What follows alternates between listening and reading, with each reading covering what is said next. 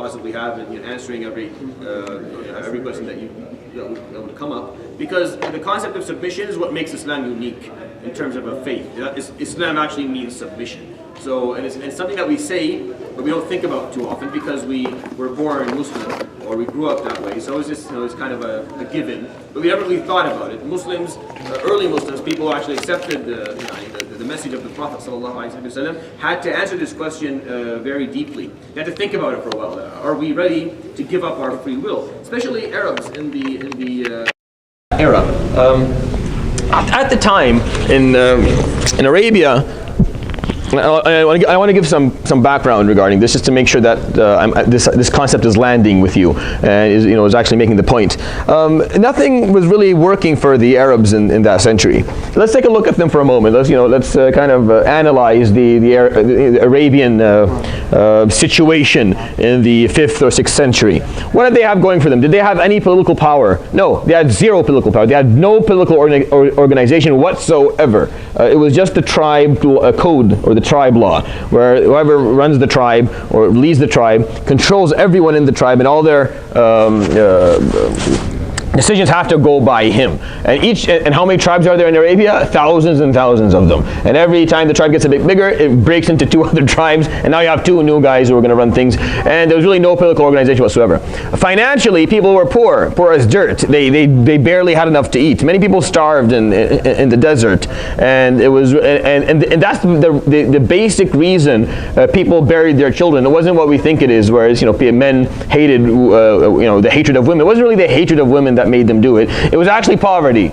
They didn't have enough to feed these girls, and they were scared that if they don't feed these girls properly, then these girls will have to sell their own bodies to eat, and they didn't. And this is how scared they got from that. So the basic problem was actually poverty. You find in the Quran, وَلَا تَقْتُلُوا أَوْلَادَكُمْ min imlaqin or khashyata imlaqin. Imlaq is poverty, is complete poverty. You have nothing. You're very, very poor. So don't kill your children out of poverty. You'll find provision to feed them, inshallah. Just work hard and maybe think different, have some tawakkul. Don't kill your children. So financially things were really bad, and it's understood. You're living in a desert. Not many resources existed. Little did they know that they were sitting on trillions and trillions and trillions of dollars of oil. They had no idea at the time, but they didn't know that they were sitting on the biggest reservoir of oil in the whole world at the time. Subhanallah. It's very interesting. The irony in it. The irony in it all.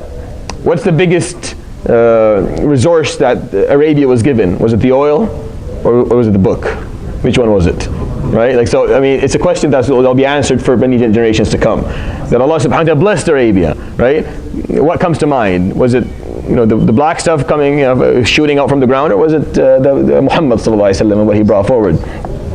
And you can be the judge of that yourself on him. But anyways, so financially it was horrible. Socially, things weren't working well. Qati'at al-rahim was a norm. People were severing their the relations of kinship, and tribes that were cousins were fighting, like Al-Aws wal Khazraj, for example. Let me give you examples that you know about.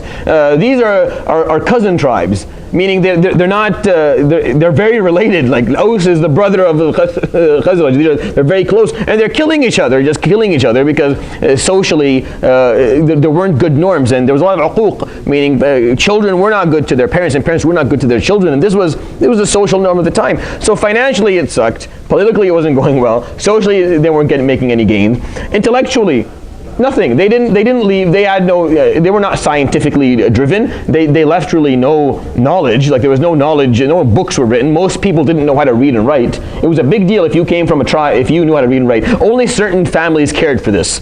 Only certain families like Bani Makhzoom and Bani Umayyah and Bani Abd Shams. Certain tribes of Quraysh would care about illiteracy, that you knew how to write and read. Most people didn't even think it was a big deal. Like they didn't think it was a great thing. Whatever. Like so you can read and write. Well, there's nothing written for you to read, and if you write, no one's going to read it. So who cares? Like it wasn't that. All they really had going for them was maybe they were very artistic, and they had a very strong command of their own language, which they were the only people to benefit from. Like no one else spoke the language, so no one cared. They thought they could sell their art because no one's going to listen to something that they don't understand. It makes no sense. So nothing really worked. The only thing that was going for the Arabic person was their dignity. They were extremely hard-headed. They would never accept anyone ruling them, and they were never ruled before. They weren't ruled before not because they were so strong, it's just because it was too much it was a waste of time for the king to come and try to rule this land. Why would you come and rule these people? What are you going to get out of them? There's nothing. There's no money. There's nothing there. What's the point of going? There's a lot of fighting, and they're all over the place and scattered. It's just not worth the time. So they were never ruled because of that simple reason that it wasn't worth the the money or the you're going to go on a conquest and at the end come back with almost nothing to show for it. So an Arab person was never ruled before, and that built in them a certain level of dignity that other people sometimes did not have. So an Arab man at the end, maybe he's poor, maybe he's ignorant, maybe he's racist, maybe he hates everyone hates him, but at the end of the day he makes his own decision. He gets on his horse and he has his sword and he does his own thing. And you don't get to tell him anything. You don't get to order him around. And if it comes to the point where you think you can order him around, well, he's going to take out his sword and we'll fight to the death. That's the only thing that was going for them. So it was their free will that made them candidates of this book. Really, when you look at this, nothing else. Maybe you could say, well, the Prophet ﷺ came from the Bani Ismail and Bani Ibrahim. That's true. And the Kaaba was there, that's all true. But as a population, nothing was going for them. It made more sense for the Prophet of this time to come from the Jewish tribes. Actually, it made more sense. Actually, when you look at it, it makes more sense. Like they were much better educated. They were better organized. They were better. They had better ethics. Morally, they were superior. They had a book that they followed. It made more sense for this Prophet to come amongst them, but he didn't. He came, sallallahu alaihi wasallam, from the Arabs, who didn't have a book. And we're going to talk about that in a moment. It's going to be a part of our recitation in a second. But what they had going for them was their free will. So when the Prophet ﷺ came and said, the name of my message is submission of your free will, that became a bit of a paradox. It was a problematic proposal. You're requesting something that to them meant a lot, that we actually give up our free will to the will of Allah subhanahu wa ta'ala. It's all I have. Arabs literally possess nothing else. When I tell people, you have nothing else. All you have is your free will. Everything else is an illusion. You think you have money, you think you have status, you think you have it's all an illusion. It goes and comes, it fluctuates, you can never control any of it. All you control is your free will, the fact that you can make your own decisions, that you get to think freely and then decide freely. That is who you are, that is what you are, that's what you take with you Yawm al-Qiyamah, that's what you can find in your book, right? So, but it doesn't make as much sense when you have a lot of other things going for you. It's hard to get rid of all the distraction and all the clutter and get it all away and be able to see, that's what you actually have. But for the Arab person, it was really simple because he literally had nothing else anyway. He didn't have a home, didn't have much money, didn't have a big family that loved him. He didn't have any he didn't have anything. He didn't have a message that he was defending. Nothing there. All that was there was his free will, really. And when the Prophet ﷺ said, okay, this is what the message is called, it's called submission of your free will to the will of Allah subhanahu wa ta'ala. It struck a nerve for everyone, and it forced them to think. So these surahs that they read made sense, way more sense to them than it's making to us. Like as I'm trying to explain to you how this is going to manifest in your life, we're trying to make sense of it, but for them it made way more sense. Because they were on the, on the sideline. Do I actually submit? Whatever he says subhanahu wa ta'ala, isn't that like the center ayah of Surat AlSaba when we read it? وَمَا كَانَ لِمُؤْمِنٍ وَلَا مُؤْمِنَةٍ إِذَا قَضَى اللَّهُ وَرَسُولُهُ أَمْرًا أَن يَكُونَ لَهُمُ الْخِيَرَةُ مِنْ أَمْرِهِمْ. It was never acceptable for a believer, male or female, when Allah subhanahu wa ta'ala gave a command for them to say, we have an option. There's no option. He said, do this. That's what you're going to do. It's over. It's done. Because you submitted. You made that choice to submit to Him subhanahu wa ta'ala. To give up your free will to His will subhanahu wa ta'ala. Still you have free will in other things, but in the general scheme of stuff, right? It's whatever Allah subhanahu wa ta'ala commands us. We accept. Sometimes you agree with it, sometimes you enjoy it, and sometimes you don't. But you still submit. Does that make sense? So these cluster of surahs were extremely important. And they made a whole lot of sense to the Arabs at the time, and they shaped the way they viewed the world around them. They viewed time and space and themselves and others and their story throughout life. And I'm trying, my goal is to try and get you to see that as much as possible as we read these surahs. So Surat AlSaba we talked about. It talks about submission when it's especially hard to do so, when it's specifically difficult to actually submit. Surat AlSaba looked at it from a communal perspective. And we saw how the societies were viewed within Surat AlSaba. We were given the example of Dawood wa Sulaiman alayhi salam, running a society that submitted to Allah subhanahu wa ta'ala through shukr. That's how societies do submission. They show gratitude, they give back, they're not selfish to themselves, they make sure that others benefit from what they have and they're not wasteful. And then we saw a AlSaba, how they did the opposite and how they fell. And then the surah went through a bunch of other things in terms of submission to Allah subhanahu wa ta'ala in societies, how we view other societies, what we say to them, what our conversation is going to be based on, what the narrative that we have regarding them is. It's you or us who are guided or misguided. Time will only show. Allah subhanahu wa ta'ala will bring us Yawm al-Qiyamah and say who was guided and who wasn't, and also outcomes will prove this. Outcomes will prove this. I'll do my thing, you do your thing. Your thing. Let's see who can actually bring home the dough. Who can actually make the difference in the society. And it talked about the fact that if you submit to someone, and you follow someone blindly, Yawm al-Qiyamah, that you can't use that argument. You can't say, Ya Rabb, I followed that person, he's the one who lied to me. That you made the decision, you have to carry it. Yes, they maybe have commanded you. Yes, they maybe even manipulated your opinion. Maybe they even lied to you. Maybe they tried to fool you. But you were fooled and you were manipulated, and that's your fault and that's your problem. Whatever you do, you carry it Yawm al-Din. So whatever you hear from me or from others, from anyone in the world, trying to tell you something or trying to convince you to do something or think in a certain way, whether you do that or not has to be your decision. It can't be, well, I did it because Fulan, I trust him, so I listen to him. No, it can't be like that. Because you can't go with that anywhere Yawm al-Qiyamah. You can't come and say, well, he's the one who said it. That's not going to help you. I may get punished a bit more if you put it on me, but you're still going to come with me. Like you're going, you did it too. You didn't have to. I didn't control you. I merely said something. Shaitan is going to make a khutbah about that. Shaitan is going to clarify, okay, everyone, let me be very clear. I did not control anyone. I just called you and you came. That's all I did. Now, I'm living up to my part of the deal. I accept the fact that I did that. I accept the punishment coming to me. Do you? Human beings don't like taking the blame for anything. We live our lives trying to, make sure that we're not to be blamed, even when it's fully our fault. We find ways not to blame ourselves, and the most important part of the deen is accepting accountability. The most important part of Islam is that you accept that your choices are sacred and you're accountable for them. That's all you need to teach, by the way, your children. So all they need to learn is that their choices are the most sacred, the only possession that they have, and that they're going to be held accountable for it, and that being a Muslim is making sure that your choices are submitted to the free will of Allah subhanahu wa ta'ala. A very simple equation that if we can get into the minds of Muslims, then we're good. And then all the other details kind of just figure themselves out as you go along. It's no big deal. All the details you can figure out. I don't need you to know the details of every fiqh mas'ala regarding siyam and nikah. I don't need that for you. Other people can answer those. You just need to know this. This has to be a fundamental part of who you are. It has to be it has to be embedded into your DNA. It has to be running with your blood in your vessels. And for everyone. Or else we're not getting anywhere. If that's missing, it doesn't matter what you have. It doesn't matter what other pieces of knowledge or other attributes you have as a person. If that's missing, the most important part of the deen is missing in you. You don't understand how important your choices are, how accountable you are, and how being a Muslim is just making sure these choices based on your free will submit to Allah subhanahu wa ta'ala as well. And I can't emphasize that enough. So in the last part of Surat AlSaba, I talked about, for example, the biggest problem in a society, which is financial. How you understand finance, how you understand wealth. And I talked about that, we explained that last time in depth, and how a society needs to see wealth, how the wealthy have to see wealth, and how the poor have to see wealth, and how to have to deal with it. And we talked about that in detail last time. Today, we will start a new paragraph in the surah. We'll start from ayah number 40, and we'll read, inshallah, to 45, if inshallah we are granted the blessing of making that far. And then the last ayat, if you take a look at them just as a hook for next time, so you come back. If you look at number 46, 47, 48, 49, and 50, what's in common in all these ayat?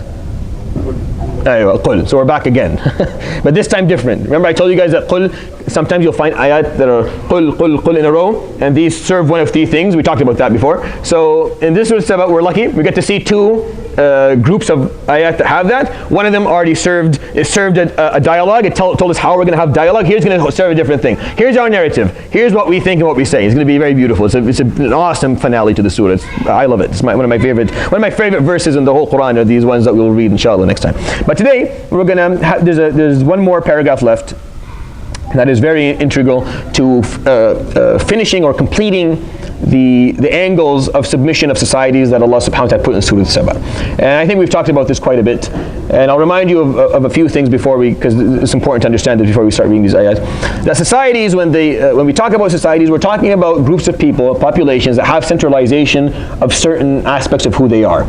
So they have to have centralized at least one of the four elements. They have to have centralized their politics, their finances, their religion, or their social activities. One of these four things have to be centralized. If none of these things are centralized, then they're not really a society, they're not really a community, they're just a population that happen to share a common belief. And we have many of these examples all over the world. A society, a community, what Surat AlSaba is talking about, no, it's talking about a group of people who have centralized some of their efforts. So either they are ruled politically by one group, and we don't have that here. As Muslims, that's not the case. We are part of a bigger political system that rules people from many different backgrounds and faiths altogether. So that we don't have centralization of our politics. Do we have centralization of our finances? Meaning we have like a Bayt Mal al-Muslimin, where zakah is taken from everyone and then that is distributed amongst us properly based on leadership. No. So centralization of religion, meaning we have one religious leadership, whether one person or a group of people, where when it comes to religious activities, religious beliefs, or religious movements, is going to be centralized in one place. We don't have that either. It's probably the easiest thing to get, but we don't have it. And then the simplest of all is centralization of social activities. Meaning there's a part of the city that we all live there. And that's where our halal places are all, and that's where we buy our things, and that's where we gather, and that's where we do our activities, we have our schools. We don't have that either. So basically, I find it very hard, and I've talked about this a couple of times before, just so you understand, that we're learning Surat AlSaba, but I don't think a lot of the concepts that we've learned in Surat AlSaba don't necessarily apply to our societies here. They don't necessarily apply to them. That doesn't mean that it's a surah that's not useful. It means that we just have to move forward to something so that we can actually benefit from the knowledge that is given here. Because we are living without centralization. And that is problematic. This is what you need to push for. If you are living in this society and you feel that we should be getting somewhere, we're not getting anywhere, and it's been the same story for the last 40 years or 10 years or however long you've been alive for, and every time the same problem just repeating themselves time after time, generation after generation, then what you need to push for is some form of centralization. And this has to become the topic of discussion within families and amongst people. We have to find one of the four things we can centralize. Now, politics given, we can't do that, so let's get rid of that. Three more things. One of them has to work. You have to be able to get one of them, if not all three. I don't know which one is the easiest, to be honest. I think they're all a bit challenging. But if you can get one of them done, if you can centralize our social life, for example, then that's good enough for us to become a society that functions, and we can start making some gains and making some enhancements and advancements in our own lives. But if we don't centralize anything, and we continue to live in the sporadic way that we live right now, where the masjid is just a place where you pray, maybe listen to a halaqah or something, and you go home, your kids maybe get some Quran, that's not going anywhere. Long term, this doesn't work. You can't sustain a society. And the beautiful part is that sociologists in the West know that. That's why they're not threatened by anything we do. Because they know that. They know that societies that don't centralize, they don't go anywhere. They're not worth much. So they don't really cater to our needs. Meaning politicians don't come giving us promises. Yes, we have, I don't know if you attend these meetings, they come and talk to you, but they're not promising you anything. Why? Because you're not strong enough for them to need to promise you anything. When they go to other societies that are centralized, they come with promises. They come, okay, we're going to offer you this, because these people have some level of unity. But we don't. Even though number-wise, it's easy for us to do so. We are actually huge in numbers. When we're very youthful, like our generations are not, the majority of people are actually under 35. So it's a very youthful society. You would think that they would cater to us. And they would, if we had some level of centralization anywhere.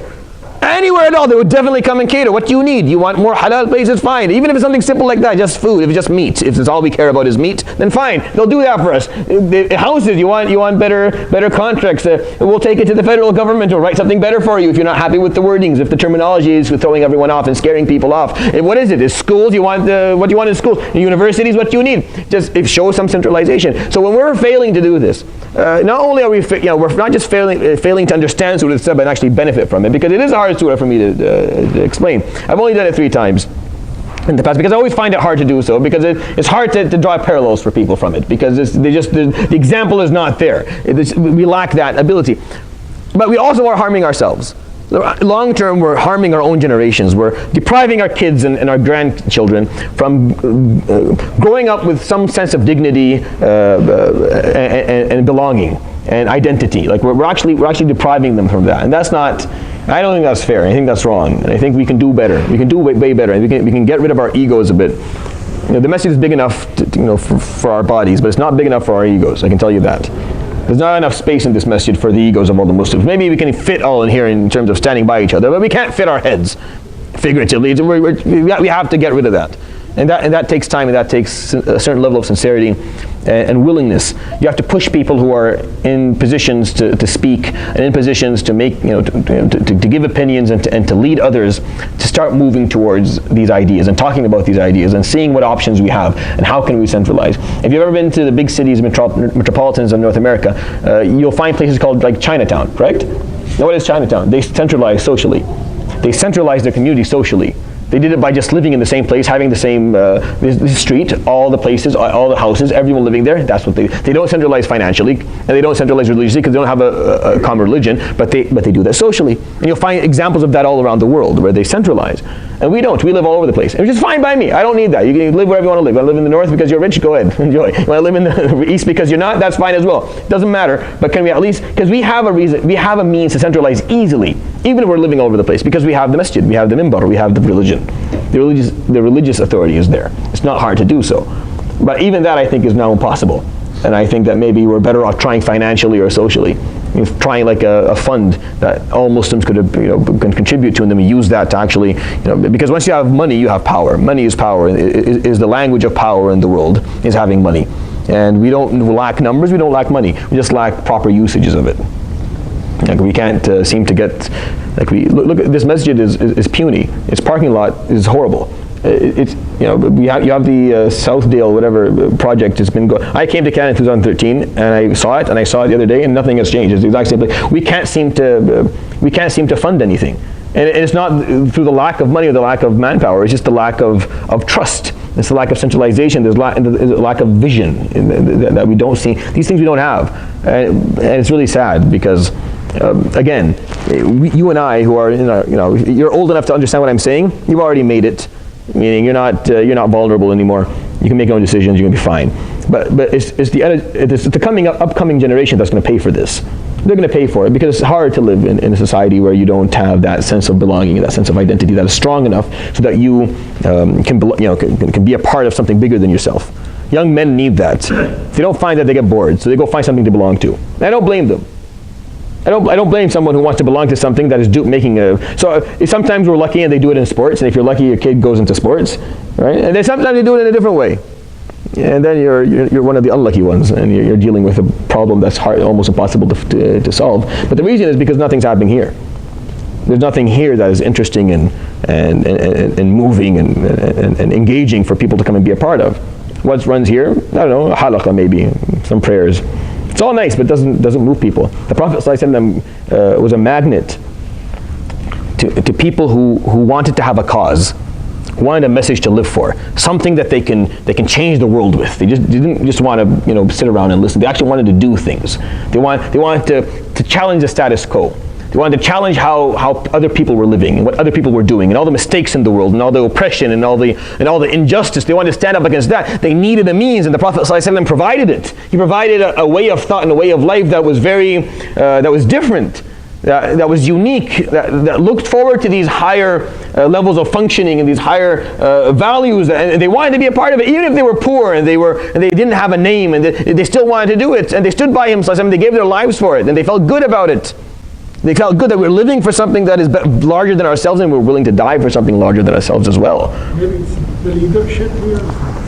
Well, leadership is always an integral part of everything, but you never lack true leaders in societies. Like that's never the issue. Like, let me be even. It's not that you don't have leaders. You need leaders, and you need people who are willing to be led. If you have 50 leaders and that's all you can't go anywhere. If everyone's a leader, if everyone's going to lead, then who's going to lead? You can't do it. You need people who are willing to actually be led. what was the best part? The best leader of us all is the best follower of Muhammad sallallahu alaihi wasallam. You have to follow Muhammad sallallahu alaihi wasallam. So you have to be a follower in essence. In essence, we have to be followers. We have to follow him sallallahu alaihi wasallam. And if we do, then we can become leaders. So it's not about whether you're, but of course that's hard. It's not easy. And I've never seen the lack of leadership like in any society. I've always seen people that, he can easily do it. But no one's willing to be led by. So khalas, it's dead. You've killed it immediately because there's too many people who actually deep inside is clearly they want to be that. So you have too many people fighting over it. Isn't that what ended the Khilafah? What ended the Khilafah wasn't the World War I. It wasn't, no. What ended the Khilafah was too many people wanted to be Khalifa. Too many people wanted to lead. Too many felt that they were worthy of, and they started fighting. And then we had all these small little countries. We've had small countries in the Middle East way before colonialism. You've had all these small countries all over the place for a long time. No one teaches us our history properly. You don't understand the history of Islam properly because you were never taught. It's not your fault. But if you understand and you study it, we've had these problems for the last maybe 700 years. People have been fighting over land and fighting over power.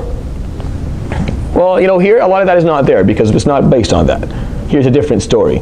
Here we are trying to survive as a faith, trying to make sure that all these younger people can enjoy something to be proud of, something they can belong to and own and continue. And that just needs some level of compromise and some level of coordination and cooperation. It's not as hard. Trying to run a country is way more difficult. If we can't do this, we can't do that. If we can't do this here, then we definitely cannot help fix political problems around the world. It's impossible. If you can't do something as simple as just coordinating a society and helping people at least have some level of unity. Anyways, so I just need that to kind of make a point. It's not the funnest thing to talk about, but it's something. It's food for thought, and just kind of think amongst yourselves, and you never know which one of you will come up with the idea that'll fix this and give us some hope, for a better future. But let's start with ayah number 40 in Surat AlSaba and try to read to 45 inshallah. أعوذ بالله من الشيطان الرجيم. بسم الله الرحمن الرحيم. ويوم يحشرهم جميعا ثم يقول للملائكة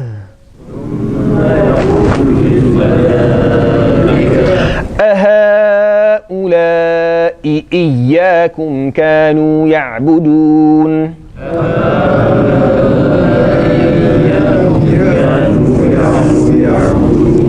قالوا سبحانك أنت ولينا من دونهم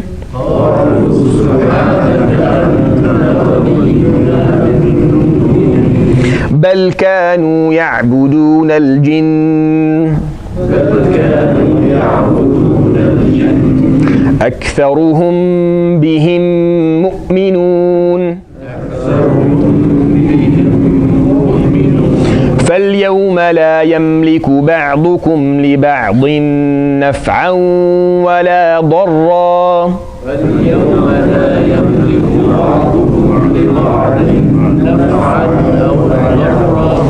ونقول للذين ظلموا ذوقوا عذاب النار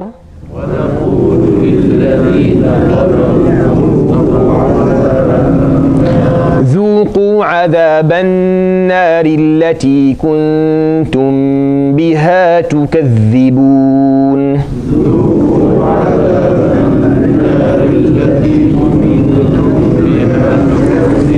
So let's explain these three first, and then we'll continue because the fourth one is the one that will kind of bring the topic home, kind of clarify things. So this is all a bit of a build-up.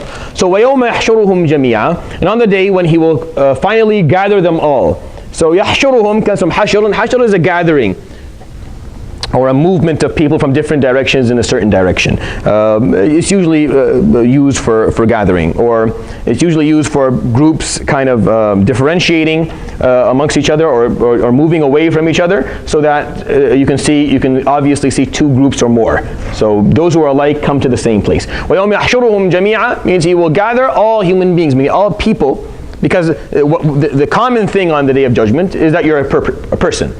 That's all that you need to be. Like, in order for you to come to this place, you have to be a human being. Other creatures really don't have to be there. Like they're not a part of the hisab. But everyone else is a human. If you're a human, then you're going to be mahshur, you're going to be gathered and brought to a certain place. وَيَوْمَ يَحْشُرُهُمْ جَمِيعًا, when he gathers all of them, جميعا, everyone. ثُمَّ يَقُولُ لِلْمَلَائِكَةِ, and then he will say subhanahu wa ta'ala to the angels, أَهَؤُلَاءِ, and he points to those who did not submit to Allah subhanahu wa ta'ala. So those who didn't submit to him, he will point, he calls to the malaika, he will say, أَهَؤُلَاءِ إِيَّاكُمْ كَانُوا يَعْبُدُونَ, these people, were they worshipping you?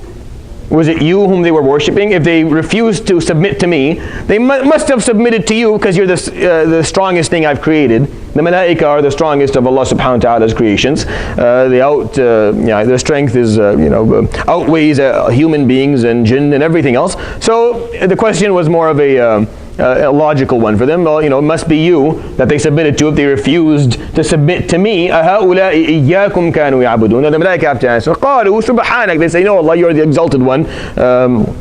And no one should submit to anyone but yourself. So when they say subhanak, what they're meaning is even the concept of them submitting to us is completely unacceptable. You're the only one who deserves creation to submit to. Subhanak, anta waliyuna min dunihim. You are our. So the word wali usually is translated as helper. I don't necessarily like the word helper. I think ally is a better fit to the word wali, but it's not a political allegiance or alliance. It's more of who has your back. Basically, who supports you, who stands by you, who do you base your courage and your decisions on. That's what wali actually means. Meaning, when I know that I have someone behind me as I make these decisions and make these choices and move forward in life, he's my wali, whoever that is. That's why when you come to get married, is one of the requirements for at least two of the madhab, is that the lady should have a wali, should have someone there. Who's this person? This is the person who has her back. So you don't mess with this lady, because then you have to speak to this guy. Right? And that's one of the reasons within when a lady brought her families there, it's not for her marriage choice to be controlled. It's so the guy who's coming to get married knows that she has a family who has her back, who will back her up on all her decisions. So maybe because when you're in the house, when man marries a woman and they're alone in the home, men can sometimes think that they can overpower this person. I have more. And then they're reminded, when I got married, I didn't actually just speak to her. I spoke to a guy who had a big beard and wasn't very, wasn't very friendly at the beginning moment. So so it's okay if you're, marrying your daughter off to kind of sit there not too amused by, the chap who's walking in. It's okay, because the point is, that's what he means. Like he's there, he totally has her back and supports her. And then that she has something. And it's just a form of protection and insurance for the lady, making sure that she, you're not coming to marry someone who she has a family behind her that supports her and stands by her. And this made a difference, by the way. I believe there's more domestic abuse today than there ever was in the Middle East back in the 6th century. At least amongst families, amongst tribes who had respectful families, was very unheard of. A man didn't beat his wife. We think that's how it was back in the day. It wasn't really. It was for people who were from a lower socioeconomic status. It was usually directed not to ladies who came from respectful families. It usually came for ima, meaning the ladies who were married, but they were slaves at the time that they were married, or they had lost connection to their families. That would be treated like that. I'm not justifying it. It's horrible. It's all wrong. But I'm just telling you what the reality of the issue was in the Middle East or in the Arabia at the time. Those who came from respectful families, that was never an issue. Because if the man dared to do that to her, then she just had to let her 15 brothers and father, and then the tribe would come raiding and kill the guy, and it was a war would start. And wars started in Arabia because of these things and continued for many years. If you go into the history of the actual peninsula, you'll find that many wars started because of a man and a woman fighting in their home.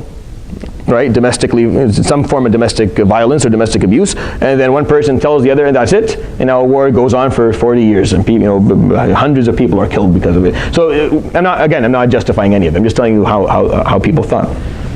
So, anyways, أنت ولينا من دونهم. You are our ally. You're the one whom we depend upon. من دونهم, and it's not them.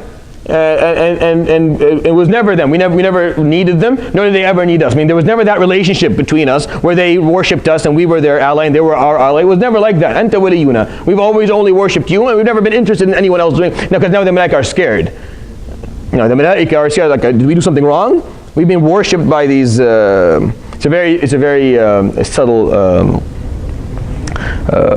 signal, message here. Very subtle message. You have to really dig into that. You see, the Malaika, they never did anything wrong. They never told people.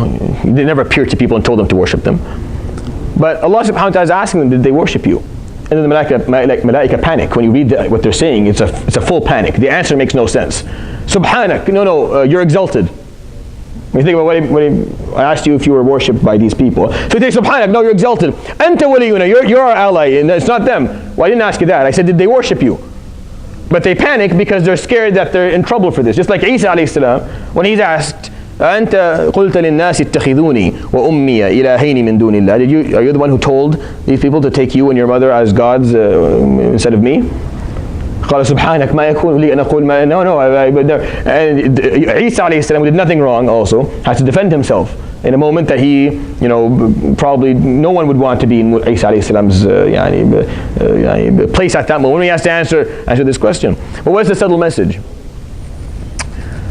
For leaders, understanding that when you're in that position, when you're being led, even if you never ask people to lead you to follow you blindly or to listen to you blindly, you have to be very aware and very careful that they may be doing it, and you have to remind yourself that that's not okay, and you have to come back and talk about it, or else Yawm al-Qiyamah you'll be asked. It's a very subtle message here. See, Malaika did nothing wrong, yet they're asked, do you tell them to follow you? No, بل كانوا يعبدون الجن. No, the reality is they were worshipping jinn. Now, jinn is the symbol in Quran of everything that is superstitious. And I explained this time before. If you remember when we talked about Dawood and Sulaiman's story, I explained to you whenever jinn comes into this picture, it's always the symbol of everything that is ghaib, that is unseen, that is to some people superstition. So no, the Malaika is saying that they didn't worship us. Yes, we're ghaib, but it wasn't us. It was other superstitious stuff. It was jinn and sihr and sha'wada and ayn and hasad and all these other things that they followed. They had a different way of looking at it. It wasn't us. أكثرهم بهم مؤمنون. The majority of them, that's what they believe in. They believe in these things, in this type of ghaib, not in us. But they had to defend themselves, even though they did nothing wrong. Are they accountable for that? No, not at all. Not at all. That's the subtlety of the message. That they're not accountable for anything. There's no. This is the only ayah in the Quran that actually brings it up in that form. But they're not held accountable. The Malaika are not going to be punished for this. They didn't do anything wrong at all. They don't even have the ability to make a mistake. Like if the Malaika wanted to make a mistake, they don't have the ability to do so. It's not an option. They have options, that's not one of them. So like we have options, one of the options is haram. They don't have, that option is taken out. You have like, mubah, halal, better, more halal, ta'a, better ta'a. They can make those any choices. We have the choices of doing a lot of garbage, but they don't. They can't make that choice. So for them, like we never, but they panicked because they felt that they were being drilled at a certain moment, that they were being followed. So it's a subtle message for everyone who's going to be followed till the Day of Judgment. You may not have, controlled them. You may not have, forced them to do things. But you have to be very aware of your ability to command. And you have to be very aware of how people deal with what you say. And if you're someone that people may take what they say too seriously, then you have to debunk that yourself. And that's the only way I can understand why the Prophet ﷺ, in examples like Al-Khandaq and Khaybar and the Day of Uhud, for example, like we've been talking about this for a while now, why ﷺ was very, very cautious, and he made a point not to manipulate people's opinions. Even though he could give a command this way he thinks is the best thing to do, then everyone would do whatever he thought was the best thing to do. He made a point of actually changing his plans to the plans of the people or someone else who said something, just so that it wouldn't turn into this. It wouldn't turn that he would say something and then people wouldn't, unless of course it's the word of Allah subhanahu wa ta'ala, which is a different thing. If he gives a command that Allah subhanahu wa ta'ala gave, he'll give it openly. He'll say this is what Allah subhanahu wa ta'ala said. Another example is, a really nice example, is Khalid bin Walid. Now Khalid, if you study his life, Khalid was an amazing character. Never lost a battle. Even Uhud, he didn't lose it. Like he never lost a battle. Always won. He was an amazing,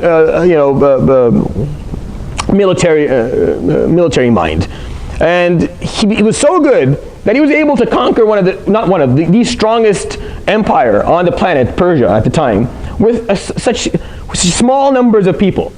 Like he ran through it like it was nothing, and everything was falling at his feet. He was going with 3,000 and 4,000 and 5,000 people, taking out armies within the 10,000s. And these stories became the daily discussion. Like at the time there was no TV or phones or anything, so it was just what has Khalid done now? And it turned into myths, and it started turning to a myth, and he became a myth.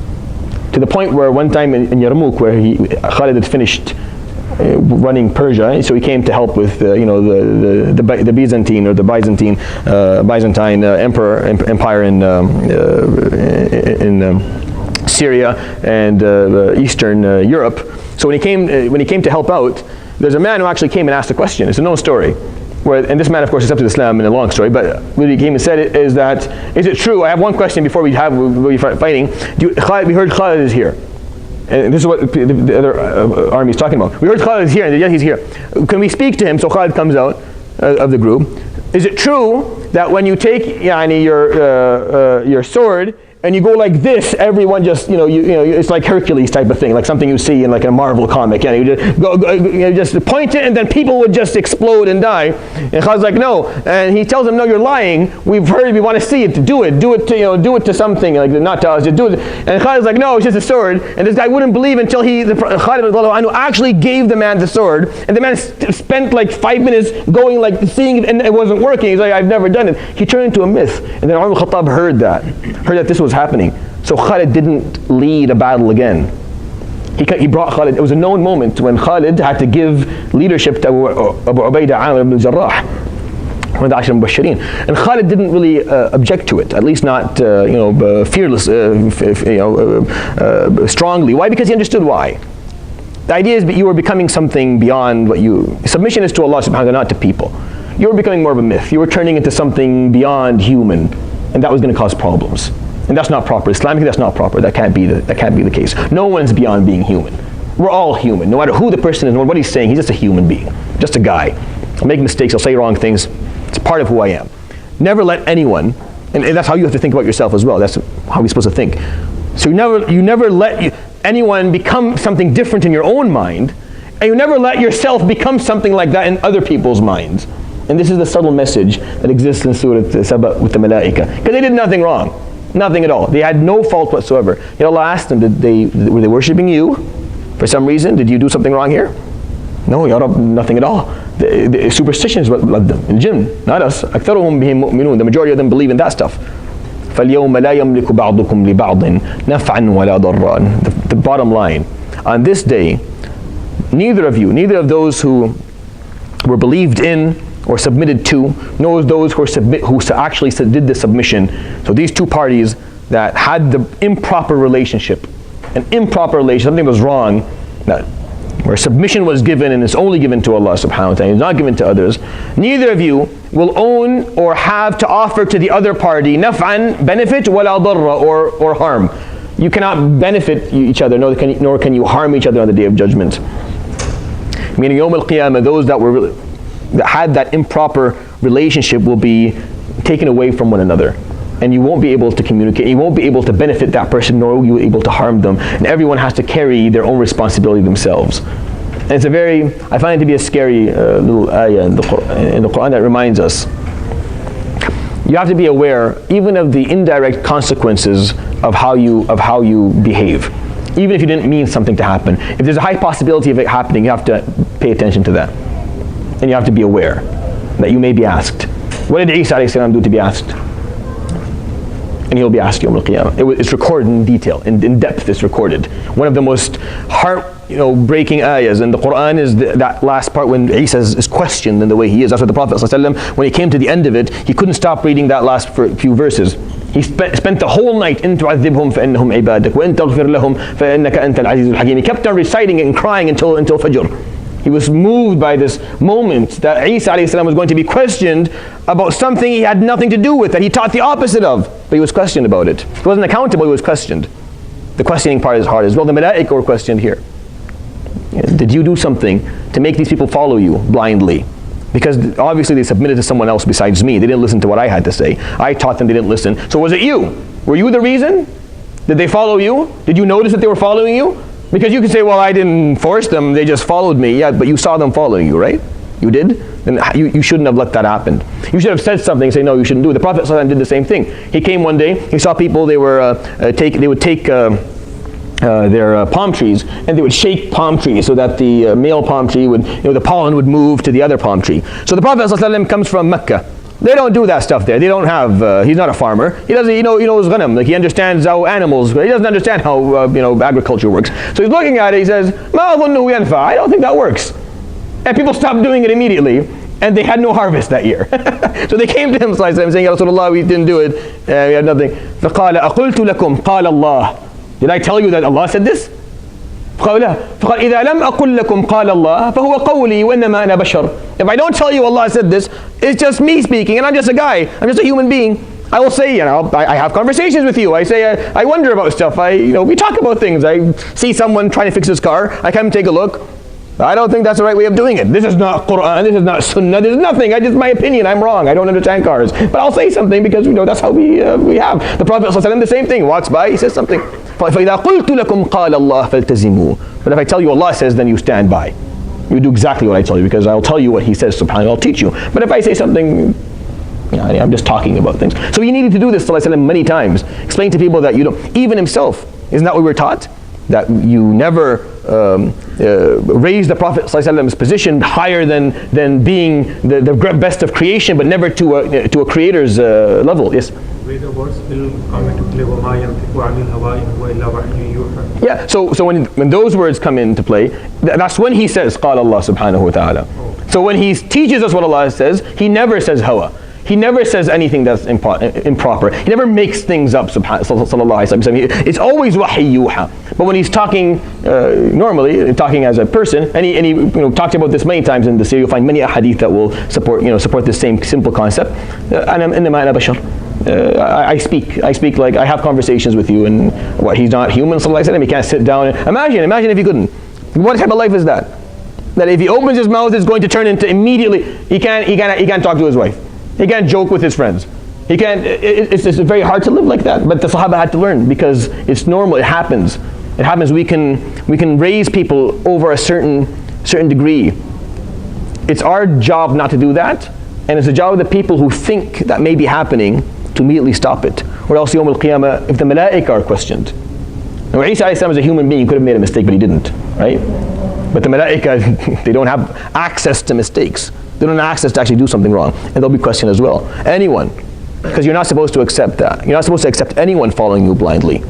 You shouldn't accept anyone listening to you without questioning everything you say. You have to remind people that you question what I have to say. You think about it for yourself. That's your duty, and this is a subtle message that I find in this ayah. That's very scary to me, because it's a higher level. It's a different level of accountability. It's not just accountability of what you do and what you say. It's also if you notice something going wrong that you could somehow be a part of, then you need to speak up and say something about it, even if it's only going to harm other people, not you. Even if you're not going to be accountable for it, if you can see it and if you can identify, then you need to speak up. Because Allah subhanahu wa ta'ala gave you that level of intelligence to see and to observe and to recognize. Why aren't you using it? Do you accept others being submitted to besides Allah subhanahu wa ta'ala? The answer for you should be subhanak, only you, Ya Rabb. You're the exalted one, you're the only one who should be submitted to. All of us should not. No one should own that. No one should have that power. That's a scary power to have. It should also always be something different. Something that Allah subhanahu wa ta'ala commanded us to have in the deen, not beyond it. Wallahu ta'ala a'lam.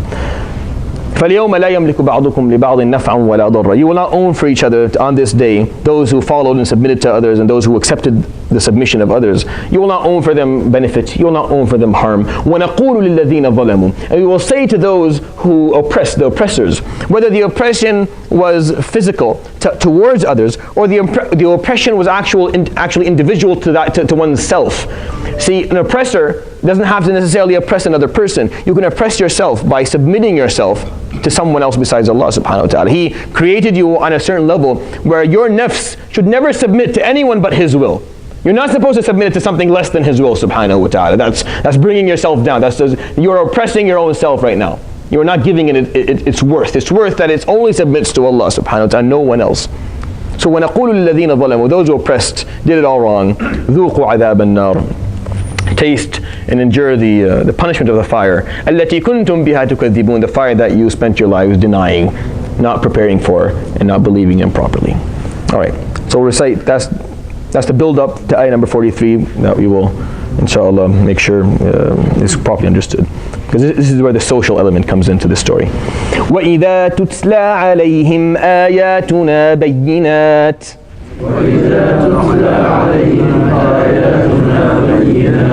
قالوا ما هذا إلا رجل يريد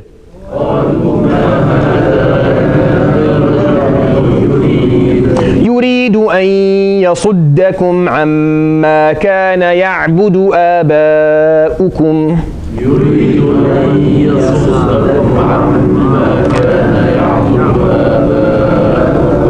وقالوا ما هذا إلا إفك مفترى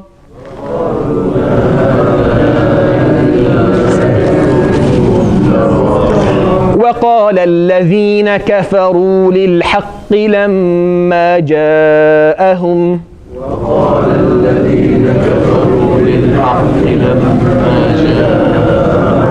إن هذا إلا سحر مبين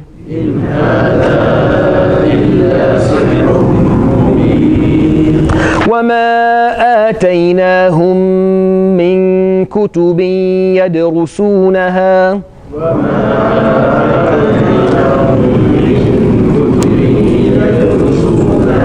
وما أرسلنا إليهم قبلك من نذير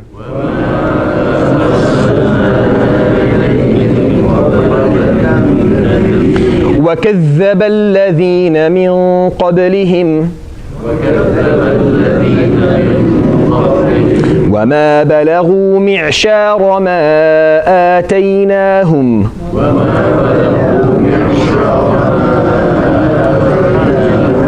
فكذبوا رسلي فكيف كان نكير. Alright, so we'll explain them inshallah before the end of the time.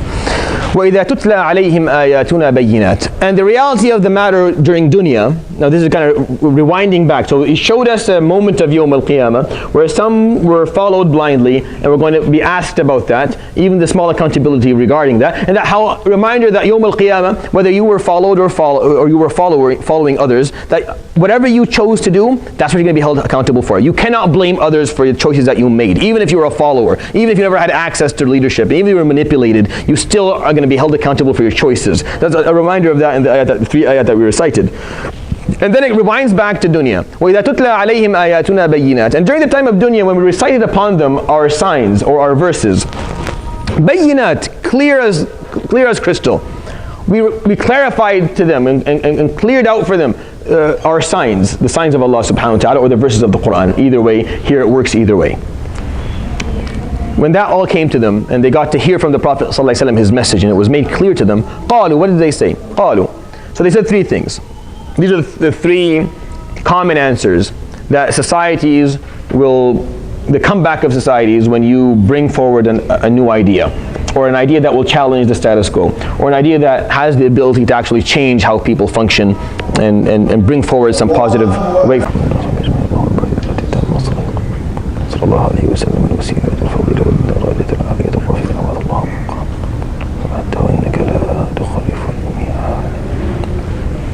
So here are the 3 answers. First one, قالوا ما هذا إلا رجل يريد أن يصدكم عما كان يعبد آباؤكم. There's only a man who wants to deny you from worshipping or following the ways of your fathers before you. So the first answer is always that this is just changing our norms. We've never been like this. These aren't our traditions. These aren't our ways. So whenever you come with whenever a new idea is presented, specifically ideas that will challenge the status quo, the first thing that people will bring up is that this is not our traditions. This is not what our forefathers were like. This is not how people before us. And even, it doesn't matter what the idea is. It doesn't matter what part of what your dad did or your fathers did. It's challenging. Just the fact that it's challenging something that is traditional and historical to you is enough to end it. And that's never a good argument. It's never, things aren't evil because they're new. If your criteria for not accepting something is that it's just new, that's a musibah, that's a huge problem. New is not, it has to be, you have to have more than that. You have to be able to argue against this idea in a more logical, rational way. But this is always what it is. People are driven by that. Immigrants come to a country and they're bringing something different. This is not what we've always been like. It's different type of food, different type of dressing, different type of speaking. That's not what we're used to, and suddenly it becomes us against them, and it becomes, why? Because they just did something that was new. That's not, we're not used to this. It's not how our forefathers thought, and what our forefathers said. Well, maybe in the Quran you'll find other places, أَوَلَوْ كَانَ آبَاؤُهُمْ لَا يَعْقِلُونَ شَيْئًا وَلَا يَهْتَدُونَ. So one of the questions the Quran brings up in a different surah is, you're saying, well, my dad didn't do it, my forefather didn't do it, my forefather didn't do it. Well, did you ever maybe question or wonder, maybe your forefathers didn't really know much, maybe they weren't very scientific and didn't have much guidance, maybe you shouldn't be following them to begin with, maybe what they did was all wrong, maybe maybe have that as a possibility, that maybe what they did was wrong. It's hard, by the way, once you grow up. Traditionalism has a lot of beautiful aspects to it. It holds on to cultures, but it has a lot of setbacks as well. There's always that balance between holding on to the good and kind of letting go of the bad. But if you don't do it well, the next generation will get rid of everything, right? If you bring it as a package, everything has to be held on to. Your children who are growing up in a different society will look at this package and say, well, there's a lot of garbage here, or maybe there's not a lot of garbage, maybe a bit. But you're not willing to give up that little amount of it, so I don't want it. So they throw everything away. And then you look at your children, or you look at your grandchildren, you go to the next generation, they're completely disconnected, dissociating with what you were. Why? And the reason is because you just refused to look at what was traditional, or what you're used to, in the proper eye. Parts of it are good, and parts of it aren't. And that's okay. There's nothing wrong. You don't blame your forefathers for making mistakes. They're human. Again, they're human. They're supposed to make mistakes. If you take everything that they did, then you're doing what we just talked about a second ago. You're following a group of people blindly. You're not questioning what they're doing. That's not how it's supposed to be. Of course they made mistakes. Of course scholars have said things that were wrong. And of course parts of our fiqh is not perfect, because it's human-based efforts. Of course there's going to be things there that are flawed, and we need to look into. Doesn't mean if we look into it and we question it, doesn't mean that we don't respect them. Doesn't mean we don't love them and we're willing to be, hope to be with them even. But we have to, it's our job. It's our job to spread. So the first thing they said, مَا هَذَا إِلَّا رَجُلٌ. He's just a guy.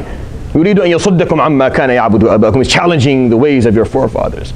So anything that is new, we need to get rid of. Second thing, وَقَالُوا مَا هَذَا إِلَّا إِفْكٌ مُفْتَرًى. And then looking at so that's just dealing with the message that is going to challenge the status quo. Now the other part of the message is that it actually has a full way of life. It's actually being related to a deity. It's not something that is just human based, and that's problematic, because there's a difference if this book was written by a person, it was the effort of a person, or this is the effort, or this is the word of Allah subhanahu wa ta'ala. When you weigh it out, it's not going to be looked at the same way. So ifk means lies that have literally no basis to. That's why when Allah subhanahu wa ta'ala talked about the accusation the munafiqeen made against Aisha radiallahu anha, what he used in the الَّذِينَ جَاءُوا بِالْإِفْكِ عُصْبَةٌ مِّنكُمْ. Ifk is the worst type of lie. It's actually smoke without a fire. Like there's nothing, it's a complete lie. That's ifkun muftara. So lies that were invented out of nothing. They'll question the credibility of what you brought. They'll question the authenticity of what you have. So first of all, they refuse just out of the fact that it's new, because it's challenging the status quo. And then they'll question the authenticity of it. But go after maybe it's all made up. Maybe he's bringing it from a different source. Maybe this is something that is going to be used so that to ruin the good way of life. It's going to take away our freedom, right? You heard that? Take away our freedom. It's going to take away our flourishing economy. Ifkun muftara is something that has no authenticity, has no credibility. The third thing that they said, وَقَالَ الَّذِينَ كَفَرُوا لِلْحَقِّ لَمَّا جَاءَهُمْ. And the disbelievers, what they said to truth when it came to them, إِنْ هَذَا إِلَّا سِحْرٌ مُبِينٌ. This is nothing but clear sihr. Sihr, you can use the word magic, but it's also a poor translation. Sihr is basically all that is superstitious, all that is ununderstood or unexplained by rationale and logic, what you can't explain scientifically or based on observation. So the third thing that they'll say when you bring them an idea that is a new message that will actually change the way people think and change society, the first thing is that it's just new, and that's enough. It's changing our tradition, so we don't want it. Second thing, they'll question its authenticity, and they'll accuse of lying and of bad sources. And the third thing is that they'll attach to it some level of superstition, of it being a source of bad luck, or it being something that we can't explain this. We don't have the ability to understand it. It seems weird. It looks like it doesn't really fit the way that we think. We don't really know the good and the bad of it. And that's what these are the things that was used against the Prophet. So when he brought the Quran, these are the three things that they talked about. They used against him these are the three cannonballs that they threw at the Prophet every time he said something. Either you're going against our forefathers or your own forefathers, you're going against Abdul Muttalib himself, or what you're doing is made up, everything you're saying is made up, or what you're doing is going to have bad consequences. It's going to bring upon us, it's going to jinx us, it's going to bring us bad luck. It's something that we don't seem to understand properly, we don't really know, and we're not willing to actually make a change for it. And this is what he had to deal with, sallallahu alaihi wasallam. And if you look at history, you look at people who brought ideas forward to their societies, even if they're not prophets, you'll find that they were always dealt with in the same way. It's the same type of answers. Maybe the words were different, but the concepts or the basis of these answers were always the same. Always the same three ideas will be brought forward. In hada illa sihrun mubin. And when Surah AlSaba talks about submission of societies,